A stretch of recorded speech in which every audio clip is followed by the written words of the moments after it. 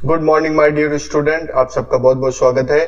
हम क्लास 12 की लेक्चर्स की सीरीज कर रहे थे। आपको सारे जो भी वीडियो बन गए हैं जिस लेक्चर के सब मिल गए होंगे। आज हम क्लास 12 का चैप्टर नंबर 12 स्टार्ट करने जा रहे हैं, that is your atom.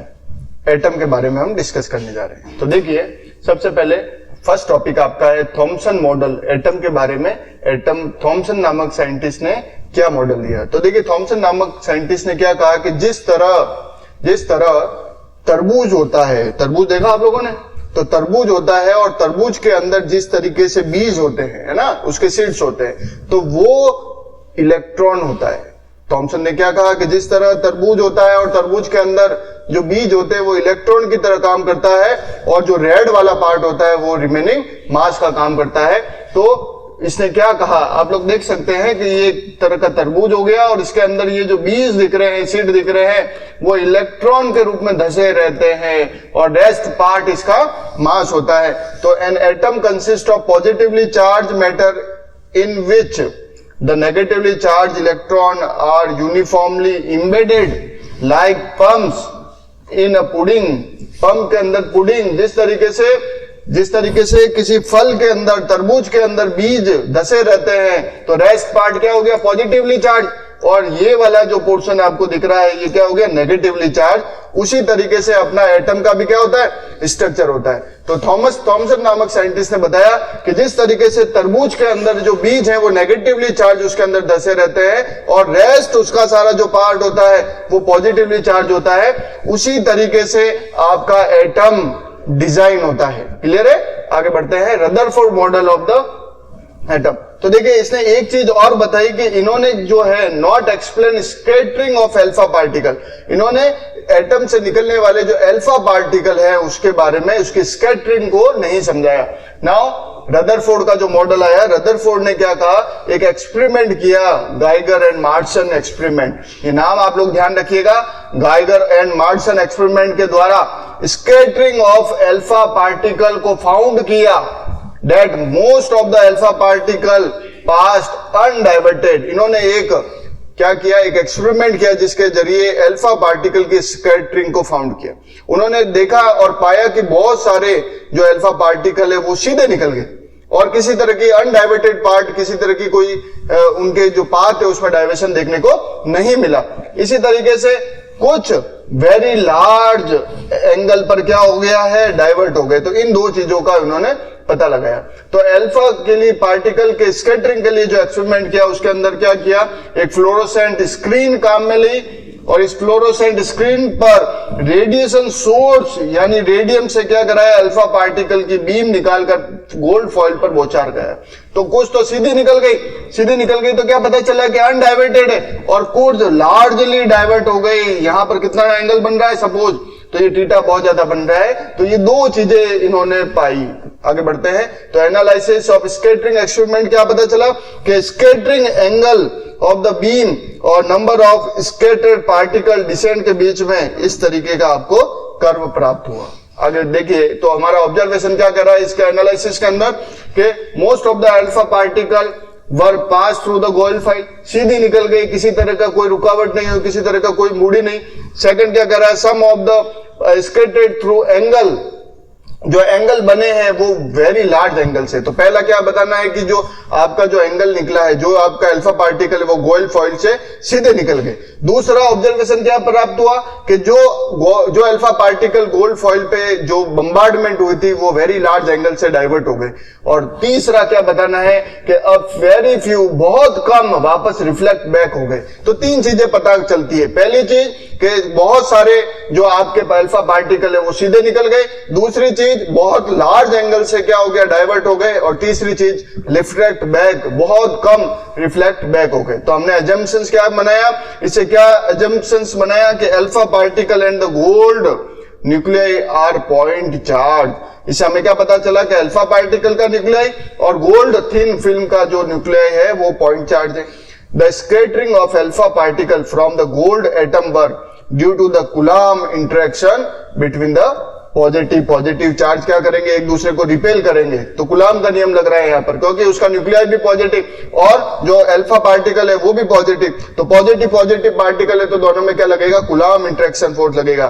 Third क्या लगाया, the nucleus of the gold atom is very massive compare to the alpha particle, hence it remain stationary during the experiment। collision के दूर क्या रहता है, स्टेशनरी बना रहता है। as the gold foil is very thin, alpha particle will not suffer multiple scattering नहीं होती, क्योंकि इसके अंदर बहुत पतली थीन काम में लेते हैं गोल्ड फॉइल की। तो कुछ तो सीधे निकल जाते हैं, कुछ वेरी लार्ज एंगल पर डाइवर्ट हो जाते हैं, और वेरी फ्यू कुछ एक जो अल्फा पार्टिकल है वो रिफ्लेक्ट बैक हो जाते हैं। तो इसके एनालिसिस से ये पता चलता है।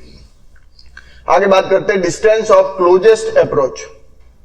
When alpha particle of mass, अगर हम स्मॉल m ले रहे हैं अल्फा पार्टिकल का, इसकी वेलोसिटी को हम स्मॉल v ले रहे हैं, और directed toward nucleus of the atom जिसका एटॉमिक नंबर कैपिटल Z ले रहे हैं, इट्स इनिशियल एनर्जी को हम क्या ले रहे हैं, capital E, which is just like a kinetic energy. तो उसको अपन किससे डिनोट कर रहे हैं, K से। gets completely converted into the potential energy U at stopping point. This stopping point happen to be at a distance of closest approach from the nucleus। ये बात आप लोगों को ध्यान रखनी है कि अगर कोई अल्फा पार्टिकल जिसका मास m लिया है, वेलोसिटी v ली है, उसका जो एटॉमिक नंबर कैपिटल Z लिया है, तो वो उसकी जो काइनेटिक एनर्जी होगी, जैसे ही उसका अल्फा पार्टिकल को इमिट कराया है, तो वो जहां जाकर रुकेगा स्टॉपिंग पॉइंट पर पोटेंशियल एनर्जी के अंदर कन्वर्ट हो जाएगा। नेक्स्ट, अल्फा पार्टिकल की ट्रेजेक्ट्री इस तरीके की होती है। देखिए, सीधी निकली, राउंड राउंड राउंड जाकर रुक गई, सीधी निकली, राउंड राउंड राउंड जाकर रुक गई। That is the trajectory of the alpha particle. Impact parameter, it is defined as the perpendicular distance of the velocity of the alpha particle from the center of the nucleus when it is far away from the atom। ये चीज आपको ध्यान रखनी है। The shape of the trajectory of the scattered alpha particle का जो shape होता है वो डिपेंड करता है किस पर, इम्पैक्ट पैरामीटर B पर, and the nature of the potential field, potential field के नेचर पर, और इम्पैक्ट का जो पैरामीटर होता है स्मॉल b, इन दोनों पर डिपेंड करता है क्या, अल्फा पार्टिकल की ट्रेजेक्ट्री। ये आप लोगों को ध्यान रखना है। Now coming to the next topic, that is Rutherford model. तो रदरफोर्ड मॉडल ने क्या बताया, an atom consist of small and massive center core in which the entire positive charge and almost the whole mass of the atom are concentrated। उसने क्या बताया Rutherford ने कि atom क्या है, बहुत छोटा है, और उसका सारा का सारा जो मास है वो एक केंद्र बिंदु के रूप में संयोजित है, और वो पूरा के पूरा पॉजिटिवली चार्ज है। This core is called nucleus. This core, जो सेंटर का जो पार्ट होता है उसको क्या बोलते हैं, न्यूक्लियस। तो रदरफोर्ड मॉडल ने बताया कि जो एटम है वो बहुत छोटा है, वो मास जो है उसका सेंटर जो मास है, सेंटर के अंदर बहुत ही स्मॉलेस्ट पोर्शन है, और वो पॉजिटिवली चार्ज है। न्यूक्लियस कह रहा है ऑक्यूपाई करता है very small space compare to the size of the atom. Atom की पूरी साइज से लेकर जो आपका जो न्यूक्लियस है वो पॉजिटिवली चार्ज होगा, और वो बहुत ही स्मॉलेस्ट सेक्शन को ऑक्यूपाई करेगा। Atom is surrounded by suitable number of electron so that their total negative charge is equal to the positive charge of the nucleus, and the atom as the whole is electrically neutral. ये बात आपको ध्यान रखनी है कि सबसे पहले तो आपका जो न्यूक्लियस होगा एटम के अंदर वो पॉजिटिवली चार्ज होगा, वेरी स्मॉलेस्ट सेक्शन के अंदर होगा। दूसरा आपको ध्यान रखना है वो पूरा सराउंडेड होगा मास से, और उसके अंदर होंगे इलेक्ट्रॉन, और वो इलेक्ट्रॉन एंड पॉजिटिव दोनों आपस में क्या होंगे, इक्वली होंगे, जिससे कि क्या होगा, एटम आपका इलेक्ट्रिकली न्यूट्रल बना रहेगा। 3 electrons revolve around the nucleus in various orbits just as a planet revolve around a sun। जो इलेक्ट्रॉन है वो रिवॉल्व करते हैं न्यूक्लियस के चारों ओर, जैसे कि प्लेनेट रिवॉल्व करता है सन के चारों ओर। कैसे करेगा, उस पर रिवॉल्व करने पर आपको सेंट्रीपिटल फोर्स काम में लेना है, तो वो सेंट्रीपिटल फोर्स उसको बांधे रखेगा चारों तरफ, न्यूक्लियस के घूमने में आसानी रहेगी, उसको बाहर नहीं निकलने देगा, जैसे कि सन के चारों ओर प्लेनेट। तो रदरफोर्ड थ्योरी ने क्या बताया कि जो भी आपका एटम होता है उसके सेंटर पार्ट पर पॉजिटिवली चार्ज न्यूक्लियस होता है, बहुत ही स्मॉलेस्ट होता है, उसके चारों तरफ इलेक्ट्रॉन होते हैं। वो सन के चारों ओर जिस तरीके से प्लेनेट रिवॉल्व करता है उसी तरीके से इलेक्ट्रॉन भी उसके चारों तरफ घूमते हैं, और घूमने के लिए जो मदद करता है वो कौन है? Centripetal force. आगे बात करते हैं एटॉमिक स्पेक्ट्रा। तो इमिशन स्पेक्ट्रम की बात करते हैं। Each element has a characteristic spectrum of radiation which it emit. When an atomic gas and vapor is excited at low pressure, usually by passing an electric current through it, the emitted radiation has a spectrum which contains certain specific wavelength only. A spectrum of this kind of term as the emission spectrum. तो कोई भी particle होता है वो उसमें से निकलने वाली जो किरणें हैं वो सर्टेन किरणें एक स्पेक्ट्रम का निर्माण करती है और उसको क्या बोलते हैं? Emission line spectrum. इसी तरीके से एब्जॉर्प्शन स्पेक्ट्रम क्या है? If light is passed through a hydrogen gas taken in a glass tube, एक ग्लास ट्यूब के अंदर हमने क्या ले लिया? हाइड्रोजन गैस, और उससे लाइट पास करा रहे हैं। The atom will be absorb certain frequencies for excitation to higher state. जैसे ही आपने हाइड्रोजन गैस किसी ग्लास ट्यूब में ली है और उसके अंदर आपने क्या करा दी? एक लाइट पास करा दी, तो एटम क्या करेंगे? उसको एब्जॉर्ब करेंगे और उसको एक्साइट कर देंगे हायर एनर्जी स्टेट पर। Thus, if we analyze the light coming out, we can see the dark line in a bright background. The dark line corresponds to the frequencies absorbed by hydrogen atom. Here, the spectrum is known as the absorption spectrum. तो hydrogen spectrum कैसा होगा? तो जो hydrogen spectrum होगा वो energy को absorb कर higher energy से लो एनर्जी में फेंक देगा। तो हायर एनर्जी से लो एनर्जी में फेंकेगा तो आपको इमिशन दिखेगा, उस इमिशन को क्या बोलते हैं? स्पेक्ट्रम। तो यहां पर आपको सर्टेन जो सीरीज है ना, वो याद रखनी पड़ेगी, जैसे कि लाइमन, बामर, पास्चन, ब्रैकेट, फोन्ड, और इसके बाद में हेनरी भी होता है, यहाँ नहीं लिखा हुआ है लेकिन आपको याद रखना है। लाइमन, बामर, पास्चन, ब्रैकेट, फोन्ड और हेनरी। एक और याद रख लीजिए, हेनरी। और आपको इसका एक्साइटेशन लेवल भी ध्यान रखना है। अगर सेकेंड सेल से फर्स्ट सेल पर ही जा रही है तो ऐसी श्रेणी को क्या बोलेंगे बेटा? है ना? तो आपको ये चीजें ध्यान रखनी है। देखिए, सेकंड से आ सकती है, थर्ड से आ सकती है, फोर्थ से आ सकती है, तो ये लाइमन कहलाएगी। इसी तरीके से अगर जो भी हायर एनर्जी से सेकंड के अंदर आ रहा है तो वो बामर में बामर कहलाएगी। इसी तरीके से हायर से पास्चन यानी थर्ड के अंदर जो आपके इमिशन के स्पेक्ट्रम देखने को मिलेंगे वो आपको पास्चन कहलाएगी। इसी तरीके से और हायर की बात करें, 4 से 5 से 6 से 8 से हायर से लोअर के अंदर जाएगी तो रेस्पेक्टिव पास्चन, ब्रैकेट और फोन्ड, हेनरी स्पेक्ट्रम आप लोगों को दिखाई देंगे। नेक्स्ट टॉपिक है आपका, इसका जो ड्रॉबैक है इस मॉडल का क्या है? This model could not explain stability of the atom, stability of atom. ये मॉडल जो इन्होंने दिया है वो स्टेबिलिटी को नहीं बता पाता है। क्यों नहीं बता पाता है? क्योंकि क्लासिकल इलेक्ट्रोमैग्नेटिक थ्योरी क्या कहती है? The electron revolving around the nucleus must continuously radiate energy in the form of electromagnetic radiation energy, in the form of electromagnetic radiation, and hence it should fall into the nucleus. क्या कह रहा है कि जो भी nucleus है उसके चारों तरफ इलेक्ट्रॉन लगातार घूम रहे हैं और घूमते घूमते न्यूक्लियस इसको क्या करेगा? अटैच कर देगा तो एनर्जी निकल जाएगी। तो ये थ्योरी क्या हो गई? गलत हो गई। इसकी स्टेबिलिटी कहां रही? स्टेबिलिटी तो जब रहेगी जब न्यूक्लियस भी बना रहेगा और इलेक्ट्रॉन इसके चारों तरफ लगातार घूमते रहेंगे। नेक्स्ट बात करते हैं बोहर एटम मॉडल। बोहर ने जो मॉडल दिया उसके बारे में।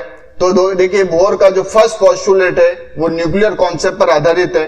वो क्या कहता है कि N atom consist of small massive centre called nucleus. तो ये तो सभी ने कहा है कि सेंटर जो होगा किसी भी एटम का वो पॉजिटिवली चार्ज होगा, उसे क्या बोलेंगे? Nucleus. Around which planetary electron revolve.